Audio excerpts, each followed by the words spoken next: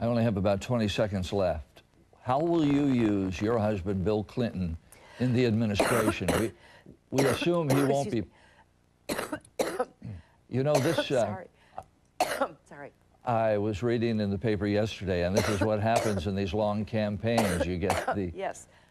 Well, you know what? I won't hold you on here any longer because you probably could use some water there. Participation across the Asia-Pacific, especially in science, technology, engineering, and math.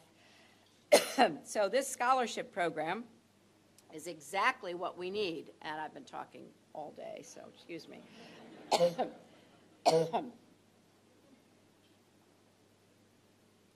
So we've come a long way in a short period of time. And that is, excuse me, what economic statecraft is all about.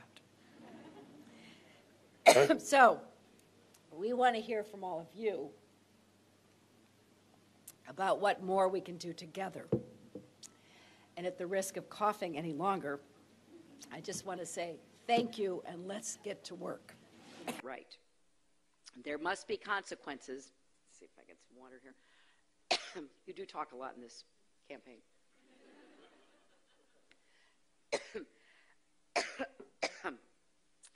Excuse me, just 1 second here. A lozenge. I have one. Hey, David, you talk.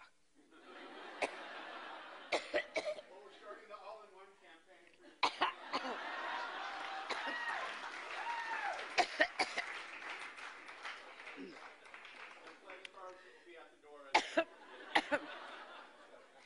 So please say yes. Missile destroyer, a tanker. He served in Vietnam and the Persian Gulf. Excuse me. You need some water, madam? Let's go to Cleveland. And I want to thank Congresswoman Marcia Fudge for hosting us.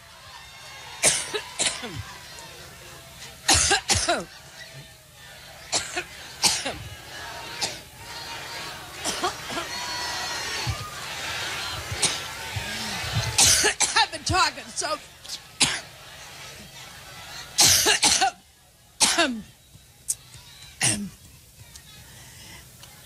Every time I think about Trump, I get allergic.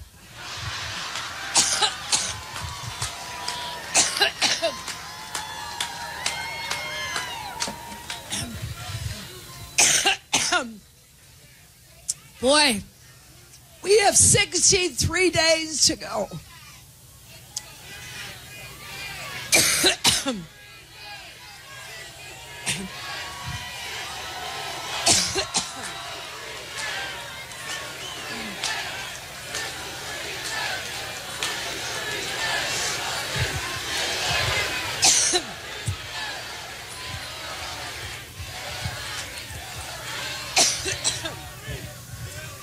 Well, thank you.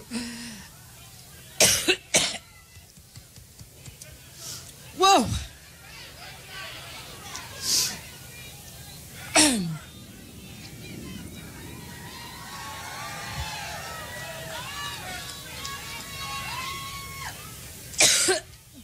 Well, you just heard the next vice president, didn't you?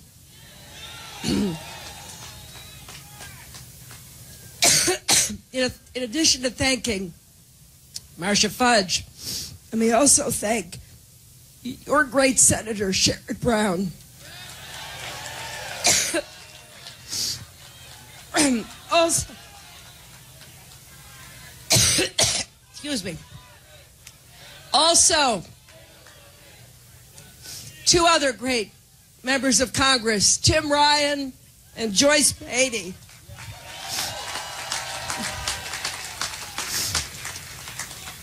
And your mayor, thanks to Mayor Jackson.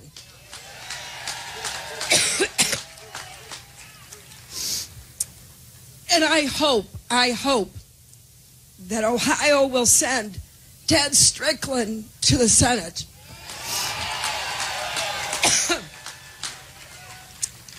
Now, behind me, some of the great labor leaders of our country. Bye, guys. Randy Weingarten, Lee Saunders, Rich Trumka. I'm proud to be on the same stage with them because they're always fighting for working families.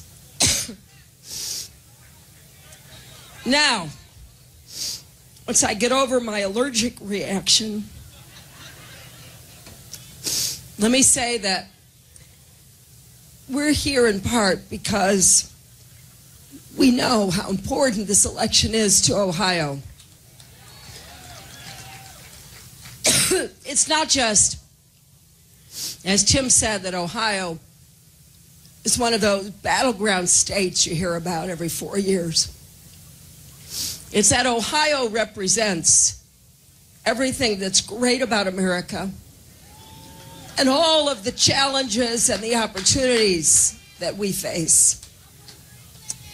That's why this election is critical to every person in this state. And what I want to emphasize is I know we can't face our problems alone. We have to work together. We believe we are stronger together. And that is in stark contrast to Donald Trump. A news alert now. Hillary Clinton leaving this morning's 9/11 ceremony in Lower Manhattan. Her campaign says she felt, quote, overheated. Senior correspondent Rick Leventhal is live at the World Trade Center Memorial right now with the very latest on Hillary Clinton. Rick, over to you. And Maria, we were first to report this morning after a law enforcement source told me he was within 15 feet of Hillary Clinton as she was leaving unexpectedly well before this ceremony was scheduled to end. They had to quickly call her motorcade to come up and pick up Hillary Clinton because they weren't expecting her to leave at that hour. She was apparently having some medical problems, medical episodes. As you said, her campaign says she was overheated. Some have told me that it appeared that she had fainted. She was standing on the curb waiting for her van to roll up, and when it did roll up, the scene unfolded exactly as my source described it. The video is on Twitter. We've now seen it. We're hoping to be able to show it to our viewers, but on the video you can see Hillary stepping off the curb and her knees appearing to buckle. The people around her grab her and help her. She stumbles again. Her protective detail surrounds the van as she is then helped into the van. My source told me that one of her shoes actually came off during that episode as she stumbled off the curb and fell, almost fell to the ground, and they lifted her and helped her into the van.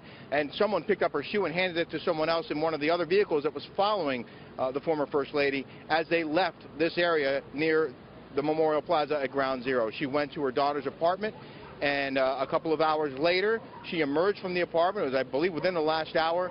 She waved to reporters, smiled, and said it was a beautiful day, and she was feeling just fine. Thank you. So the former senator is doing okay at this hour, but certainly this morning, Maria, here at Ground Zero, it didn't appear that way. She did have to leave well before she was scheduled to depart because of what apparently was some sort of medical episode at the scene.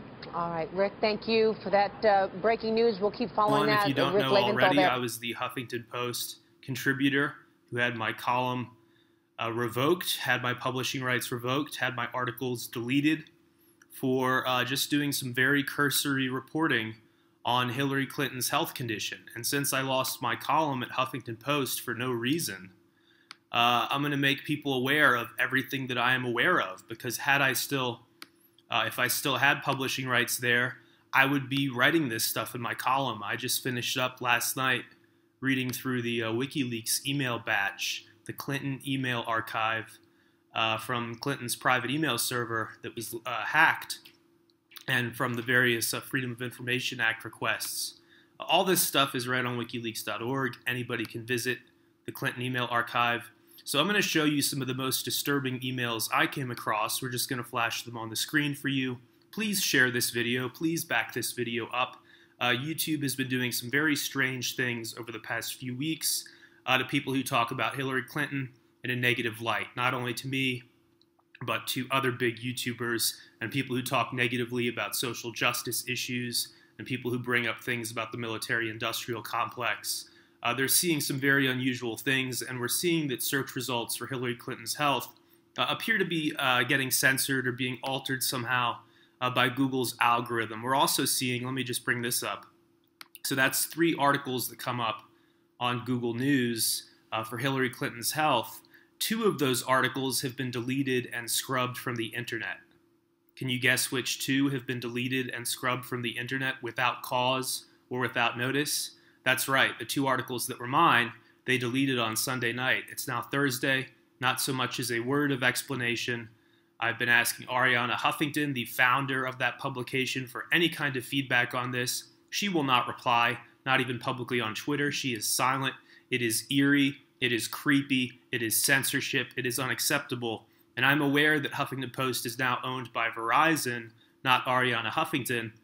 But as the founder who still has her name on it, who knows the editors, who created the culture of the Huffington Post, she could certainly condemn censorship and shine a light on it, but she chooses not to do so. She is complicit in this media push to get us to vote for Hillary Clinton. And I do not respect the fact, as a researcher, that going through these emails and going to some of my sources, it does appear that we are being pushed off a cliff, that we are being forced to vote for Hillary Clinton because the public has been indoctrinated by the corporate media with the message that Donald Trump is a sexist and a racist. CNN.com even led yesterday with a homepage story covering Trump's diplomatic visit to Mexico to, have a friendly relationship with their new president before he potentially becomes elected here in the U.S. as president, before Donald Trump does become elected. And instead of encouraging that kind of adult and mature diplomatic tone, which a number of Latinos on Twitter were praising and were frankly impressed by, instead of doing that, they claimed that this was a racial move.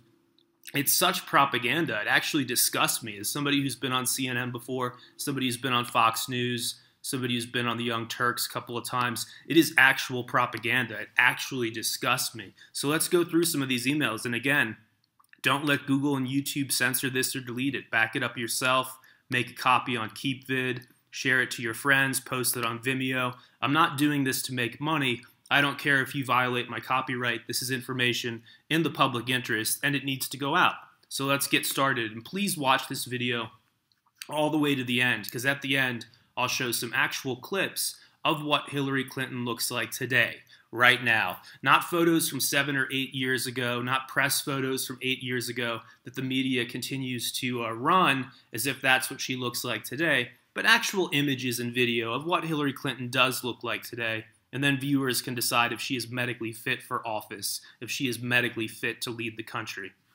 So an email back in 2011 from one of her staffers, she had her staffer look into Provigil, which is a prescription medication which is prescribed to people who are off-label looking for a cognitive enhancer. It is used for that purpose. And its official purposes, it's used for people who are suffering from Alzheimer's and Parkinson's to reduce some of their symptoms. Provigil. And for any researchers out there, just search for Provigil in the Hillary Clinton email archive at wikileaks.org, and you can read through the full email.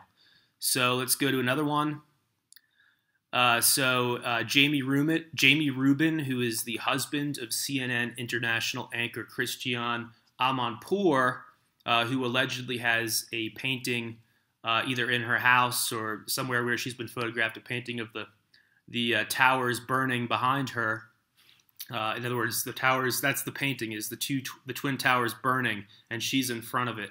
And weird stuff, but I don't want to go down that road. Other people can research that rather trivial aspect of Christiane Amanpour. I think this email itself is certainly incriminating enough. Let's just read the email. So again, this is an invite from Jamie Rubin to Hillary Clinton while she is Secretary of State, okay?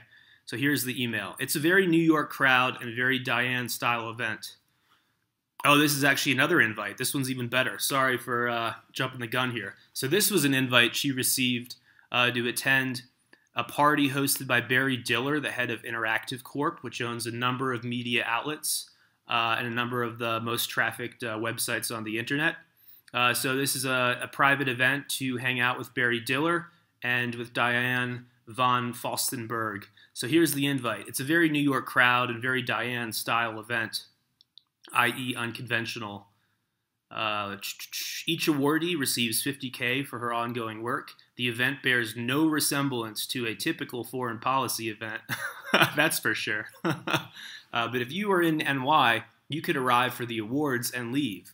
But that's not the invite I wanted to show you guys. Let's get to the other one. So many emails, so many.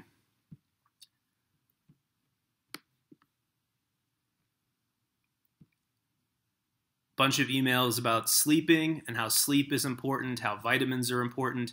A staffer even sends her an email. It's a forward of an article, "Do you suffer from decision fatigue?" And then she puts in parentheses, "worth a read." I would not send that to my boss. At least somebody at the State Department has some spine, right? Implying that she's suffering from decision fatigue. Of course, there's a bizarre email some people are pointing out. One of her staffers mentions that she'll be sacrificing an animal to the demon god Moloch. A lot of the people who are obsessed with Illuminati and like elitist cults and stuff, they always go back to Moloch as being one of the big baddies. So that's not really not a big deal, but to me is a little weird that you have staffers joking about making sacrifices to a demonic god while they're on taxpayer time, while they're working for the United States State Department under Secretary of State Hillary Clinton. So that's the kind of culture that she encouraged. So this is the big invite, the big email that I really wanted to do this video for. Let's make sure that I can bring it up on screen. There we go. Hope your travels have been less brutal than they look. I know it has been a while since we spoke of this, but I still think it would be good for you to have an informal setting to talk to some influential New York City writers and opinionators. Just going to stop reading there for a second. One of my readers on Twitter pointed out, writers and opinionators, aren't these people journalists? And that's an excellent point. We'll get to that. So let me go back to reading the email. So I would propose to host a smallish dinner when your calendar permits in the coming weeks with the following people who I know well enough to trust some level of discretion for an off-the-record dinner that would allow you to provide an account of some of the highs and even some lows of policymaking on Libya, China, Iran, the Arab Spring, and the Israel-Palestinian issue. They are Eleanor Randolph and Carol Giacomo from the New York Times editorial board, Richard Cohen of Washington Post, David Remnick and Rick Hertzberg from the New Yorker, Leon Wieseltier and Frank Foer from the New Republic, Tina Brown from Newsweek, my wife from CNN and ABC. Again, that's Christiane Amanpour. His wife is the anchor at CNN International. And maybe one or two others like Tom Brokaw. The point is not to create news stories, but to ensure when these people deliver their inevitable assessments of your term as secretary, they have an appreciation of some of the difficulties and complexities. All best, Jamie. I mean, this is a totally unacceptable level of collusion between some of the biggest people in print and broadcast media and Hillary Clinton while she's serving as Secretary of State, and it appears from the email itself that the purpose of this meeting is to massage the impression of her job while she's Secretary of State and to make sure that they have an appreciation of her record. And then, of course, there's the creepy influence from George Soros, who is one of the funders of Think Progress, which up until yesterday was still publishing stuff, making it seem like Hillary's health, like questions about Hillary's health are absolute conspiracy theory, are just hateful, unpatriotic, far right-wing conspiracy theory. But let's go ahead and roll some of the videos of Hillary Clinton over this summer. Does this look like a healthy woman to you? That President Obama was going to endorse you. It was great. It was great. I mean, it was a wonderful, meaningful endorsement in every way, and I was very proud of it. Did you talk about vice presidential possibilities with Senator Warren? In every way. And how did you talk about Senator Warren? Did you talk about vice presidential possibilities with Senator Warren? Did you talk about vice presidential possibilities with Senator Warren? Senator Warren. And now it's a horror show. It's an absolute horror show. It's an absolute horror show. It's an absolute horror show. Wow. I mean, this is what I got my column canceled for, was this crazy conspiracy theory that Hillary Clinton's health is not well. Let the footage speak for itself. And please feel free to share this, as I said earlier. Back it up, share it. I'm angry, and I want the word to get out. This is not journalism. This is not in line with our freedoms, with our First Amendment, freedom of the press, freedom of speech. This is collusion between the corporate media and one candidate in order to win an election, in order to steal an election. It is, in my view, not acceptable.